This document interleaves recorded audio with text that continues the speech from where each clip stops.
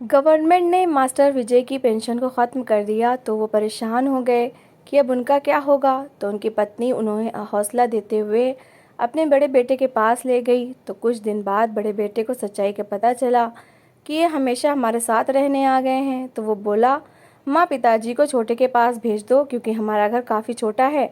तो माँ छोटे बेटे से मिलने के बहाने खुद चली गई ताकि मास्टर जी वहीं रहें। तो कुछ दिन बाद मास्टर जी छोटे बेटे के पास गए और पत्नी को अपने साथ लेकर चले गए। तो बेटे दंग रह गए क्योंकि उन्होंने, आप चिंता क्यों करते हैं, हमारे दो बेटे हैं, हम उनके पास चले जाएंगे। शांति देवी ने विजय जी को तसल्ली देते हुए कहा। वो गवर्नमेंट स्कूल के मास्टर थे, कई सालों से अपनी जिम्मेदारी बहुत अच्छे से संभाल रहे थे, मगर गवर्नमेंट ने उनकी पेंशन ख़त्म कर दी। दोनों पति पत्नी का गुजर बसर उसी पेंशन से था। दोनों बेटे दूसरे शहर में रहते थे और मास्टर जी का दिल्ली वाला घर भी किराए का था।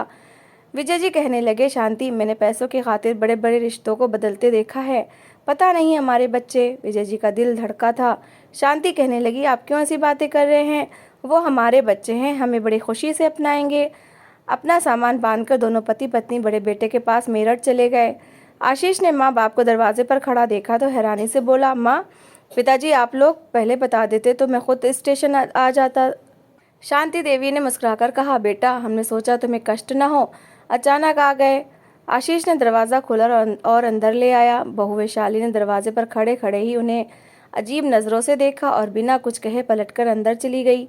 बहू के बिगड़े मूड को देखकर दोनों पति पत्नी कुछ परेशान हुए थे। अंदर पहुंचकर विजय जी ने थके थके अंदाज में सोफे पर बैठते हुए कहा, बेटा, हमने सोचा कुछ दिन तुम लोगों के साथ गुजारें। आशीष ने ज़बरदस्ती मुस्कुराते हुए कहा, हाँ हाँ, क्यों नहीं पिताजी, आपने अच्छा किया। इस दौरान विशाली ने किचन से आवाज़ दी, आशीष, खाने का क्या करना है। आशीष ने माँ बाप की तरफ देखा और बोला, माँ, भूख लगी होगी, आपके लिए चाय बनवाता हूँ। दोनों पति पत्नी को बहुत तेज़ भूख लगी थी। इससे पहले कि विजय जी ये कहते कि बेटा खाना लगवा दो, किचन से बहू की आवाज़ सुनाई दी।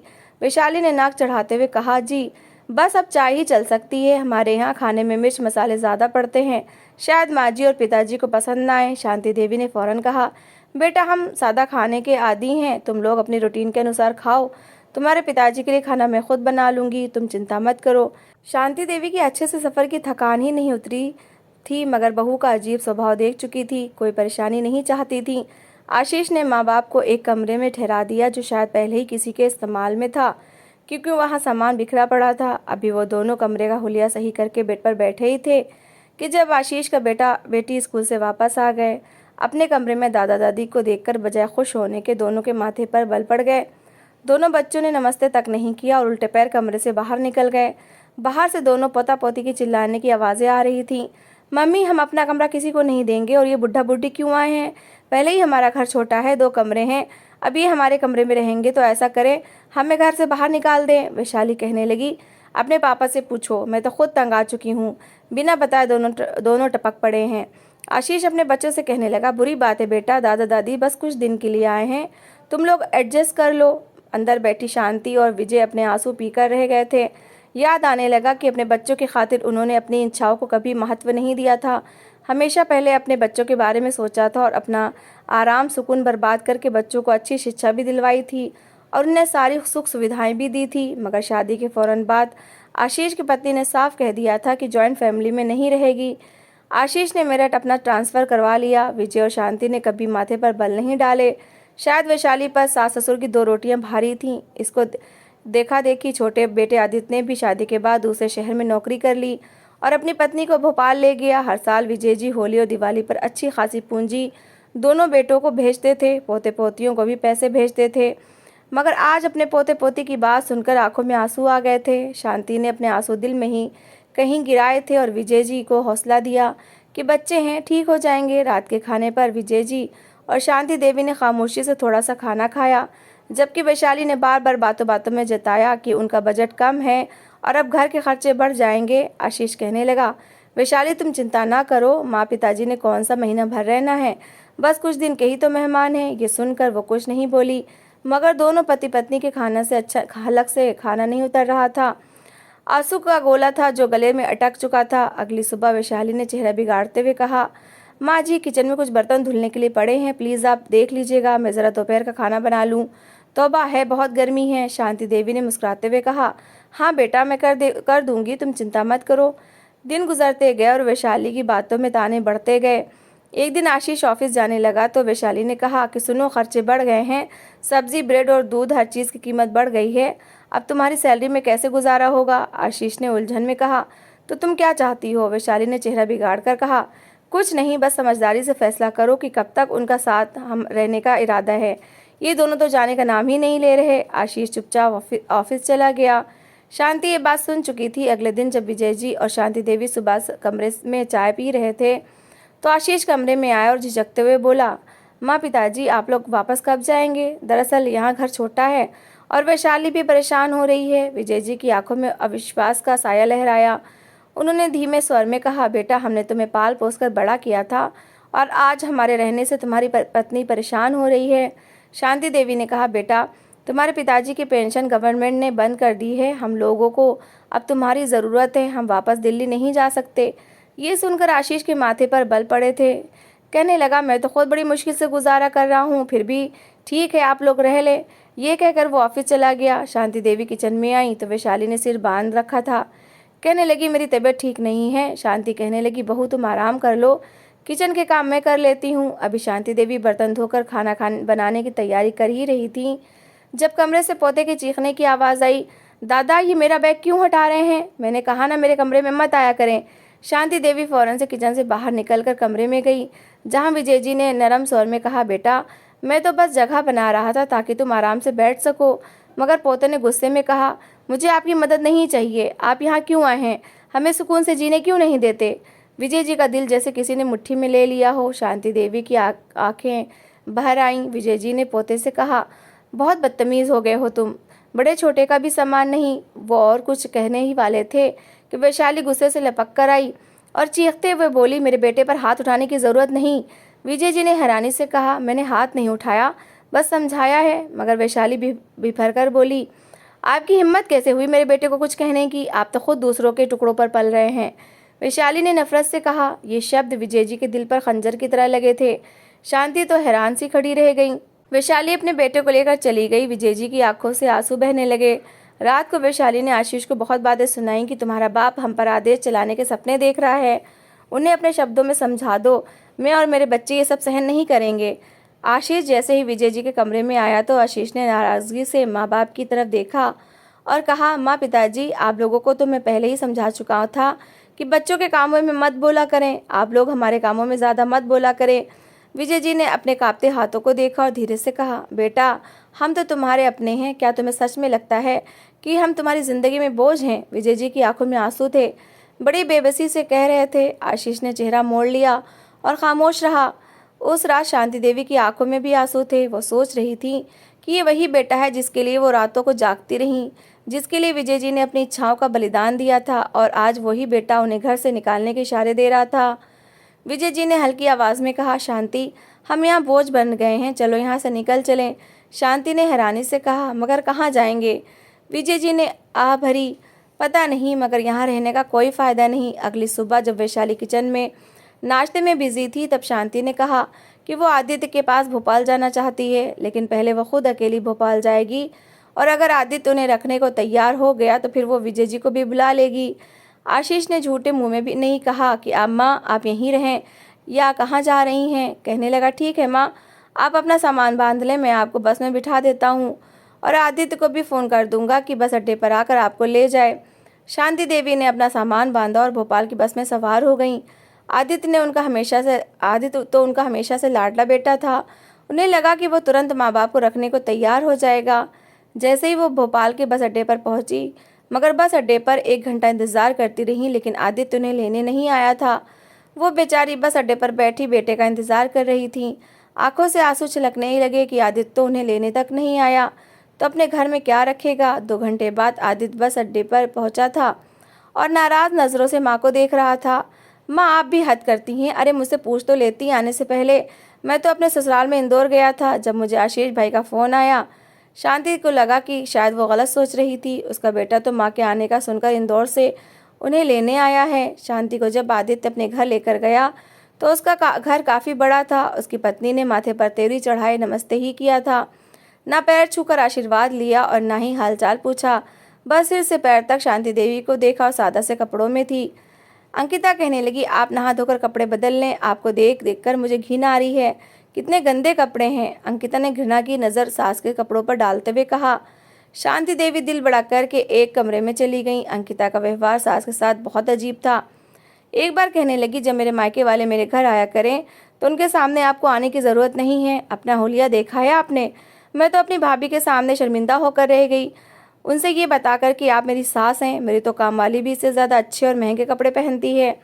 शांति देवी चुप रह गई। वो तो इसलिए कमरे से बाहर आई थी, चलो बहू के मायके वालों से मिल लेंगी, लेकिन अंकिता ने उन्हें जलील करके रख दिया। शांति ने जैसे ही किचन में कदम रखा, अंकिता की आवाज़ फिर से गूंजी, बर्तन ज़रा ध्यान से धोइएगा क्योंकि वो बहुत कीमती हैं, पूरे 20,000 का सेट है। वो गर्व से बोली और शांति के चेहरे पर आते दुख को देखकर और मज़ा लेने लगी। अंकिता को दहेज में अपने मायके से मिली चीज़ों पर बहुत घमंड था, क्योंकि आदित्य तो खाली हाथ भोपाल आया था। शांति चुप हो गई, मगर अंकिता ने खामोशी कमज़ोरी समझी और एक और चोट लगाने में से बाज न आई। यही चादरें थीं जो आपने मेरी शादी पर दी थीं, शायद हमारी कामवाली इसे रख ले, वरना इन पुराने ज़माने की चीज़ों को तो मैंने देखना भी पसंद नहीं करती। शांति देवी की आंखें भीग गई, उनका दिल दुख से भर गया। उन्हें अपना समय याद आया जब वो खुद नई नवेली दुल्हन बनकर आई थी।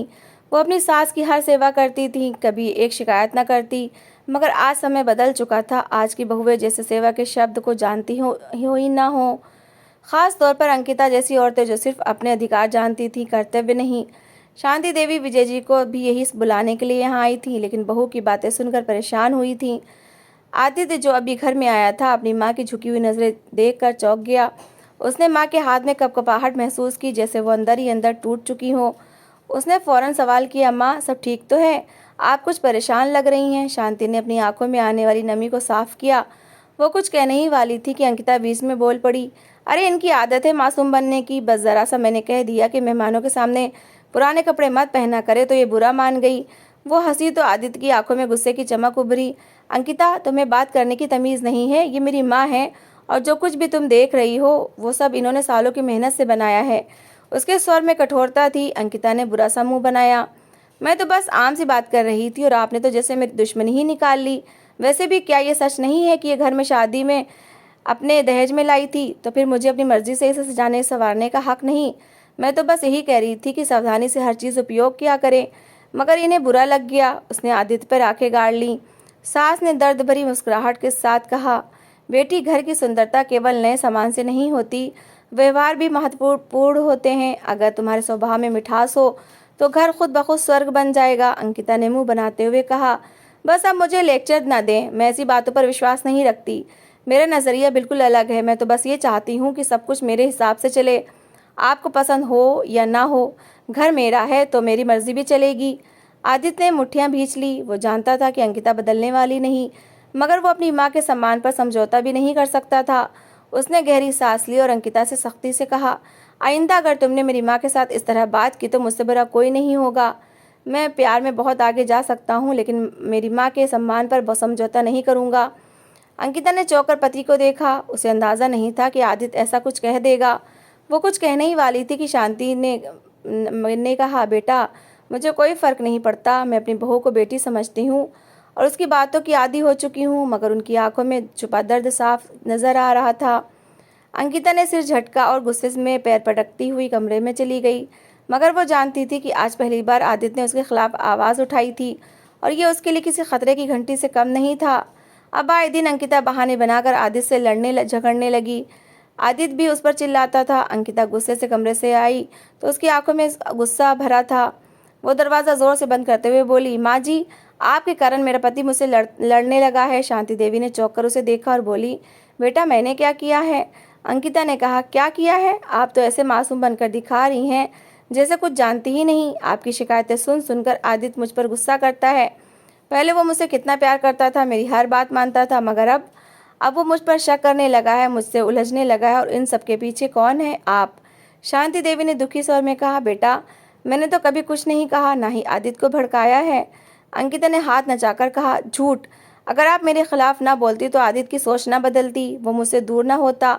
आपको इस घर में आए हुए अभी 1 महीना भी नहीं हुआ और आपने बेटे को काबू कर लिया। आप जानती हैं ना, मर्द हमेशा माँ के आंसुओं से कमज़ोर पड़ जाता है। सास ने बेबसी से कहा, अंकिता बेटा, मैंने कभी तुम्हारे खिलाफ आदित्य से कुछ नहीं कहा। वो तुमसे प्यार करता है, तुम्हें खुश देखना चाहता है। अंकिता ने कहा, हाँ, इसी प्यार ने मेरी ज़िंदगी दूभर कर दी है। अगर प्यार का यही मतलब होता है तो मुझे ऐसा प्यार नहीं चाहिए। मुझे अपना पुराना आदित्य वापस चाहिए जो सिर्फ मेरा था। वो एक पल के लिए रुकी, फिर गुस्से से बोली, ये घर मेरे पापा का था, उन्होंने हमें दिया है। आपको तो इस एहसान के नीचे दब कर रहना चाहिए, पर आप तो मेरे पति को मेरे ही खिलाफ कर रही हैं। याद रखिएगा, मैं वो औरत नहीं जो दूसरों की बातें सुनूं और दब कर रहूं। ये घर मेरा है, सब कुछ मेरे पति का है और मेरा अधिकार है इस पर, इसलिए प्लीज़ आप मेरी ज़िंदगी से दूर रहें। मेरे पति के दिमाग में जहर घोलना बंद कर दें। शांति देवी की आंखें नम हो गई। उसने बेबसी से अंकिता को देखा, मगर वो अपनी जगह अटल खड़ी रही। आदित्य जो दरवाजे पर खड़ा था सब सुन रहा था। उसके चेहरे पर अजीब से भाव थे। उसने एक गहरी सांस ली और धीरे से बोला, अंकिता। अंकिता ने फौरन मुंह मोड़कर देखा तो आदित्य ने आगे बढ़कर उसका हाथ पकड़ा और गुस्से से कहा, बस बहुत हो गया, तुमने जो कुछ कहा वो सब मैंने सुन लिया है। अब अगर तुमने मेरी माँ के खिलाफ एक शब्द भी कहा तो ये याद रखना कि मैं अपनी माँ के प्यार और सम्मान पर कभी समझौता नहीं करूँगा। अंकिता ने हैरान होकर उसे देखा, जैसे उसे विश्वास नहीं आ रहा हो कि ये वही आदित्य है जो उससे इतना प्यार करता था। आदित्य ने अपना हाथ झटक कर पीछे हटाया और कठोर स्वर में कहा, अंकिता, तुम्हारी जुबान में वो सम्मान नहीं है जो मेरी माँ के लिए होना चाहिए। अगर तुम्हें लगता है कि मैं बदल गया हूँ तो हाँ, मैं बदल गया हूँ और अब मुझे समझ आ गई है कि तुम वाकई वो अंकिता नहीं हो जिससे मैंने प्यार किया था। शांति देवी ने आदित्य का हाथ थाम कर कहा, बेटा, गुस्से में कुछ न कहो। मगर आदित्य ने अपना हाथ हटाते हुए कहा, नहीं माँ, अब बहुत देर हो चुकी है। जो आपका सम्मान नहीं करेगा उसकी मेरी ज़िंदगी में कोई जगह नहीं होनी चाहिए। अंकिता की आंखों में आंसू आ गए, मगर वो उन्हें पोंछते हुए गुस्से में बोली, ठीक है, अगर आपको यही लगता है तो फिर फैसला कर ले, या तो मैं या आपकी माँ। आदित्य एक पल के लिए खामोश रहा, फिर गहरी सांस लेते हुए बोला, माँ, आप आशीष भाई के घर चली जाएं, मैं अपना घर खराब नहीं कर सकता। ये सुनकर शांति देवी परेशान होकर रह गईं। दूसरी ओर आशीष और वैशाली बार बार विजय जी से पूछ रहे थे कि वो भोपाल कब जाएंगे, मगर विजय जी खामोश थे। वैशाली का व्यवहार विजय जी से और कठोर हो चुका था। वो हर बात में उन्हें ताने देने लगी थी। पापा जी, आपको भोपाल जाना है या नहीं? वैशाली ने चिढ़कर कहा, या फिर आपको यहीं बैठकर मुफ्त की रोटियां तोड़नी हैं? विजय जी ने आंखें उठाकर अपनी बहू को देखा। इनकी नज़रें वीरान थीं। बेटी, अभी कुछ समय और देख लेते हैं। शायद वो कहना चाहते थे कि शायद शांति उन्हें बुला ले, मगर जबान ने साथ न दिया। वैशाली ने गुस्से से हाथ झटका, ये शायद कोई खेल खेल रहे हैं। आप माँ जी आपकी जगह होती तो कब की जा चुकी होती, मगर आपको तो बस यहाँ पड़े रहना है। आशीष, जो अब तक खामोश बैठा था, बोला, पिताजी, हमने आपका बहुत इंतज़ार कर लिया, अब आपको फैसला करना होगा। आपको नहीं लगता कि आपको यहाँ से चले जाना चाहिए? विजय जी ने आशीष की बात सुनकर एक ठंडी आह भरी। वो जानते थे कि उनका अस्तित्व अब इन लोगों पर बोझ बन गया है, मगर दिल अभी भी उम्मीद के सहारे जी रहा था।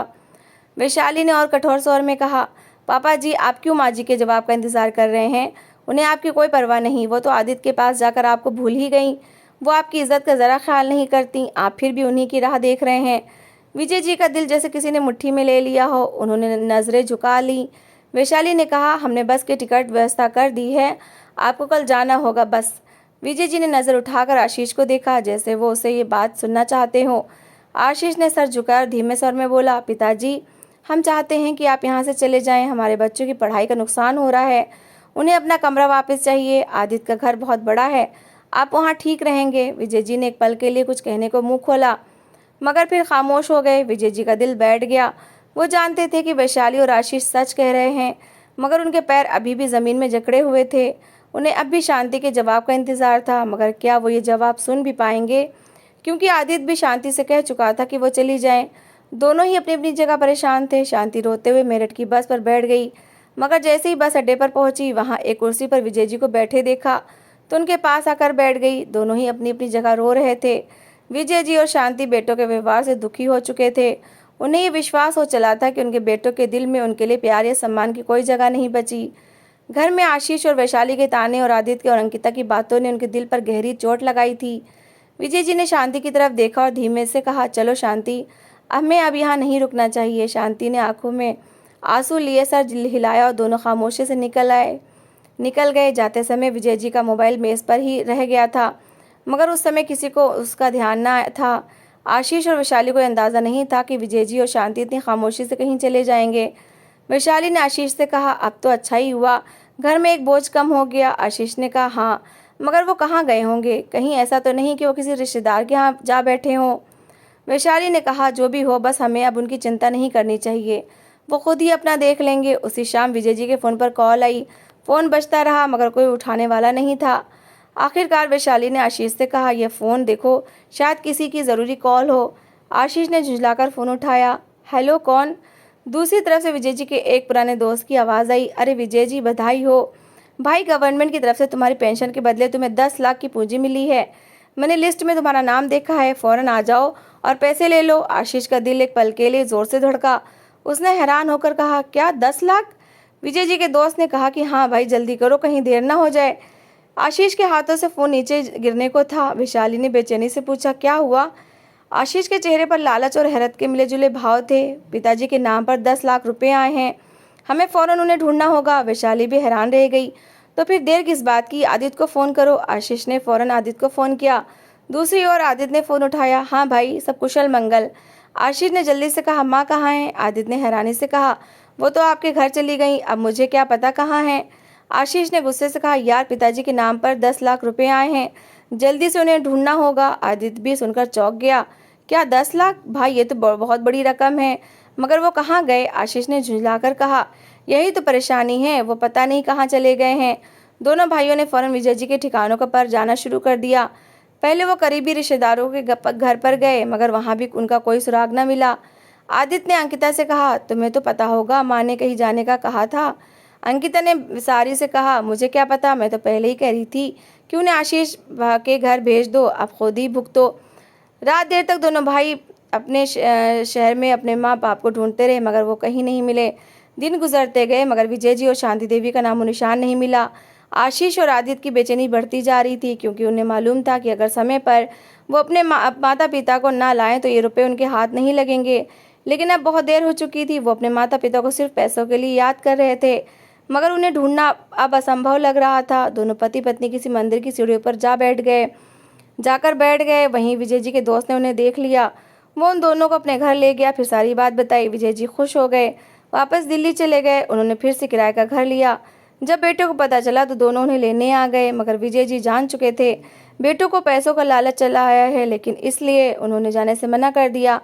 उन रुपयों से उन्होंने एक छोटी सी दुकान खोल ली, जहाँ से उन्हें हर महीने अच्छी कमाई होती थी।